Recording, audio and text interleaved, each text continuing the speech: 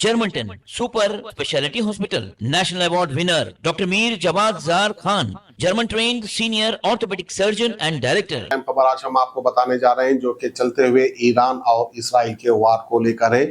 Iran Israel ही नहीं बल्कि US को भी लेकर है, क्योंकि यूएस भी इस जंग में एंट्री ले लिया।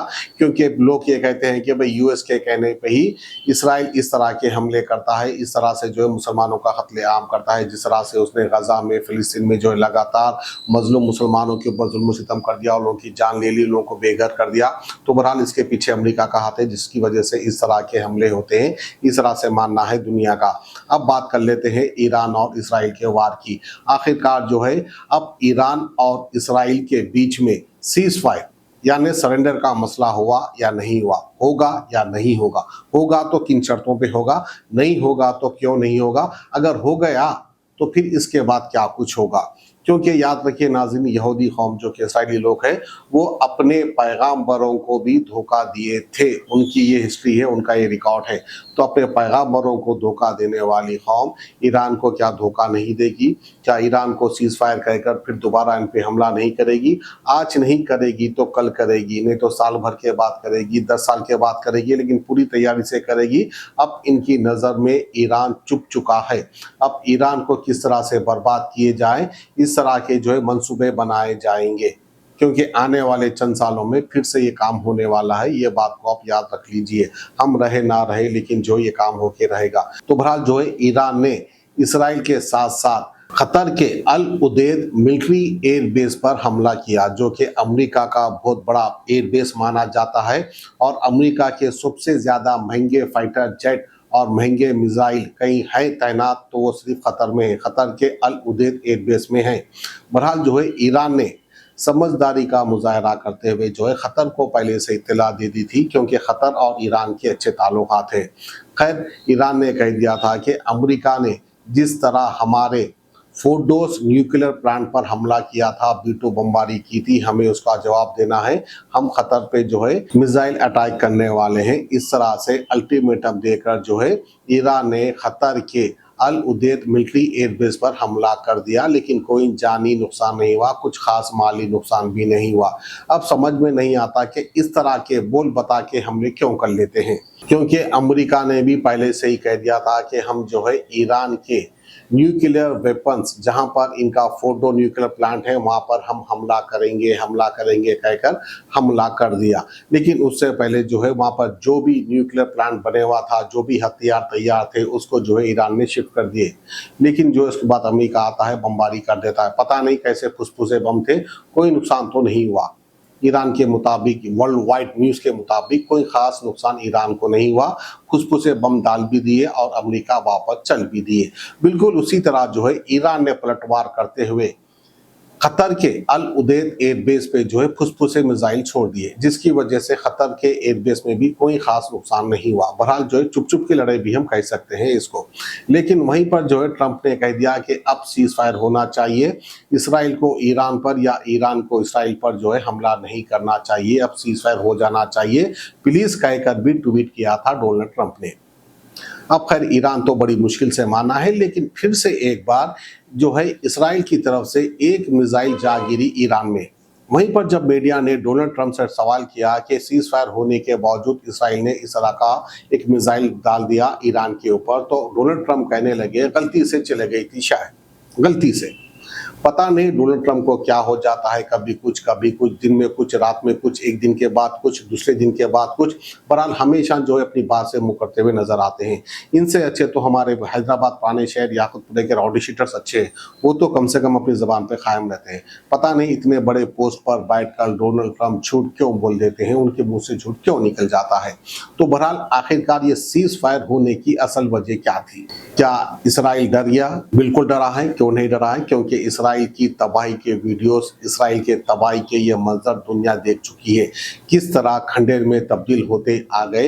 इसराइल के तेल अवीव और हैफा शहर एकदम खंडेर में तब्दील होते हुए नजर आए। इतने खतरनाक मिसाइलों से जो है ईरान ने अटैक किया था इसराइल के ऊपर। इसराइल के प्रेसिडेंट नेतन्याहू के घर के ऊपर भी एक मिसाइल जा गिरा, लेकिन शुक्र है वहां पर वो नहीं थे, बच गए। उसके बाद क्या हुआ? नेतन्याहू और उनकी फैमिली बंकर्स में जाकर छुपने लगी। जिस तरह से इसराइल के आम आवाम बंकर में जाकर छुप रही है, अपनी जान बचा रही है, बिल्कुल उसी तरह जो है नेतन्याहू की फैमिली भी बंकर में जाकर छुप रही थी। बंकर में ही जो है नेतन्याहू की फैमिली के ऊपर फसलियां चढ़ा दिए। कौन चढ़ा दिए फसलियां? इसराइल की आम आवाम। वो ये कहते हुए नजर आए कि भाई तुमने क्यों जंग छेड़ी, क्यों इसराइल को तबाह कर दिया, क्यों इसराइली की लोगों की जान ले ली, क्यों हमें तबाह कर रहे हो। इस तरह से कहकर जो है उनके घर वालों पे भी हमला कर दिया, लेकिन पुलिस की सिक्योरिटी थी जिसकी वजह से उनके घर वाले बच गए। आखिरकार जो है जंग की असल वजह क्या थी? जैसा कि मैंने सबसे पहले कह दिया था कि सबसे पहली चाल अमेरिका की और इसराइल की ये है कि ईरान में इनका पिट्ठू बैठा रहे, ये चाहते हैं, क्योंकि शाह पहलवी को दोबारा जो है ईरान पर मुसरत करना चाहते हैं, उसकी हुकूमत लाना चाहते हैं, ताकि वो बैठकर इनके कहने पर ये जो कहेंगे वो करेगा, जिसकी वजह से उसको लाना चाहते हैं। यानी रिजिम चेंज करना चाहते थे, लेकिन नाकाम हो गए। एक तरफ से रशिया की सपोर्ट, दूसरी तरफ से चाइना की सपोर्ट, तीसरी तरफ से नॉर्थ कोरिया की सपोर्ट। अब जो है ईरान एक शिया मुल्क है, वहीं पर जो है दूसरे अरब ममालिक जो है कतर और इसके अलावा सऊदी अरब, यूएई, बहरहाल जो भी है सुन्नी मुस्लिम देश है, उनके और इनके बीच में नाइतफाकी थी। लेकिन चाइना के प्रेसिडेंट जिनपिंग ने बीच में आकर ईरान और सऊदी अरब को इंटरनली मिला दिया, दोस्ती करवा दी। अब ये दोस्ती के बाद जो है सऊदी अरब भी जो है आहिस्ता आहिस्ता ईरान के फेवर में आ गया, दोनों में दोस्ती हो गई। बहरहाल जो है कहीं ना कहीं अब चाइना, रशिया और इसके अलावा अरब ममालिक मिलकर कहीं ना कहीं इसराइल को वहाँ से हटाना और भगाना चाहते हैं, कचरा साफ करना चाहते हैं। फ्यूचर में ये बहुत बड़ा नुकसान पहुंचाएगा, जिसकी वजह से इनको जो है यहाँ से हटाने की इंटरनली एक मंसूबा बन रहा है। अब ये मंसूबे में ये कामयाब होंगे या नहीं होंगे, आने वाले कई साल के बाद हमें पता चलेगा। लेकिन बहरहाल जो है अब सिर्फ अमेरिका दुनिया पे राज नहीं कर सकता, क्योंकि अब रशिया और चाइना ये भी चाहते हैं कि हम भी दुनिया पे राज करें।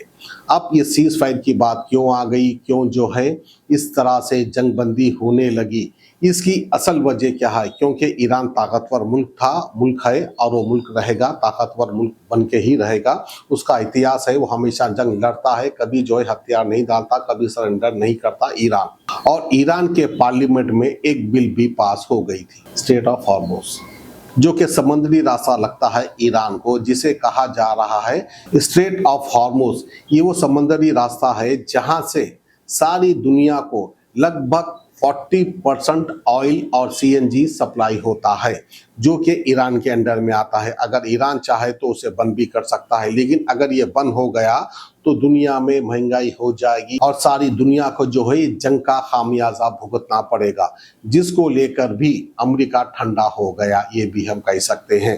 तो बहरहाल कहीं ना कहीं आने वाले वक्त में इसराइल और ईरान की फिर से एक बार जंग छिड़ेगी, क्योंकि ये लोग अपने पैगंबरों को धोखा दिए थे यहूदी, तो ईरान को धोखा देना कोई बड़ी बात नहीं है। तो बहरहाल ये थी हमारी आज की खुसूसी खबर ईरान और इसराइल के वार को लेकर। खुदा हाफिज़। माहिर डॉक्टर्स डॉक्टर वासिफ आजम और doctor Bharavi Chanduri, senior cardiologist और दीगर डॉक्टर्स नुमाया खिदमत अंजाम दे रहे हैं। Robotic surgery, advance cath lab, MRI, operation theatre, ICU, 2D ultrasound जैसी सहूलियात से आरास्ता कॉर्पोरेट लेवल हॉस्पिटल। वाजबी फीस में हर मर्ज से शिफायाबी के लिए German 10 super speciality hospital Attapur.